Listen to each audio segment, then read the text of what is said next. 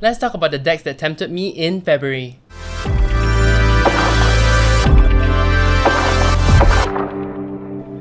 Hello my friends, this is Casper the Boy Diviner here today and welcome back to my channel. Thank you so much for watching this video.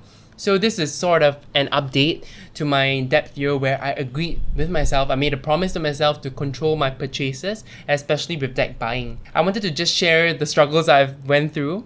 So one of the rules that I set up for myself before June is to only buy one deck, and after June I can give myself about 5 purchases. And right now I have, let me declare this, I have already spent money on that one deck. On that one deck, I have chosen it, and it's the Baton Tarot. I will show a picture of the Baton Tarot here. And the Baton Tarot is a Kickstarter deck, and it's a deck that I had my eye on. And even though I was a bit disappointed by how pippish the miners were, they are still very Asian inspired, very Japanese inspired, and this is the reason why I decided to go ahead and buy this deck and back this deck on Kickstarter. I'm always drawn to Asian culture and Asian tarot decks just because tarot decks are really mainly a Western thing, and I really enjoy seeing my culture being reflected in the tarot. So I'm always biased towards Asian decks. I'm always wanting them, even though I'm not sure if they will work with me. So in this case, when I saw how pippish the deck was, I wasn't sure how well I would work with the deck. And this is one of the reasons why it blocked me. My depth year, I only want to buy decks that I can use and I would like to use, so I wasn't too sure. But looking again and again and again and again of those images, I decided, I had to put a leg out and try my best.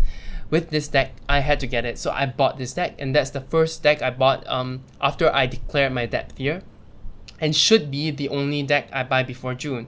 At the same time, this month, I almost used up that one chance on other decks. Some of the other decks that I almost got was the Modern Witch Tarot. I think this is no surprise to everyone. This is a modern RWS with all females, and I really enjoy the art. I really enjoy the colors.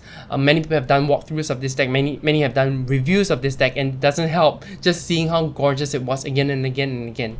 At the same time, I told myself, I don't need another RW based deck. Honestly, I don't need another one. Another reason is also because I do like some male representation in my decks, and that one lacked any. They have 0 male figures in the deck. So I really told myself this wasn't a good time. I'm allowing myself one deck, so I'm not getting that deck. The third deck that really tempted me and made me almost get it is the Dali Tarot. I enjoy Salvador Dali, and this was a deck I almost got last year. And I just been holding back. And I thought this month might be the time for me to get it. The image of death is so striking in that deck. But when I'm looking through the deck again, I got reminded of my Tarot of the Holy Light deck that I don't use, and I'm intending to let go because of the correspondences in the Tarot of the Holy Light. They were very off from what I know and what I study, and I cannot reconcile that image with those correspondences with the deck, and I couldn't read it that way, and that's why I decided not to get the Dali deck right now. Things might change in the future. I don't want to hold myself to that. Other decks that I really was attracted to and almost got was the Hush Tarot. This deck has been seen all over the place now, the Hush Tarot, because the images are so intricate and beautiful. I really enjoy the art. At the same time, looking at the images versus some of the cards, I don't know if the images really brought out the meaning of the card. And what I feel like how it is, even though it wasn't explicitly stated, I'm not sure if the images were drawn for a particular suit or card, or were the images drawn first and then slotted into the deck.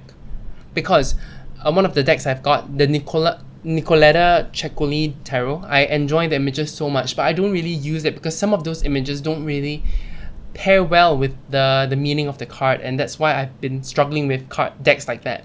Because of my struggle with decks like that, I decided no, the Hush Tarot is not the time for me. I shouldn't get it. And the last deck that I really have been observing for months and have been waiting for it to come out. It has come out at the wrong time for me because of my depth year. It's the Fyodor Pavlov deck, and it's on Kickstarter.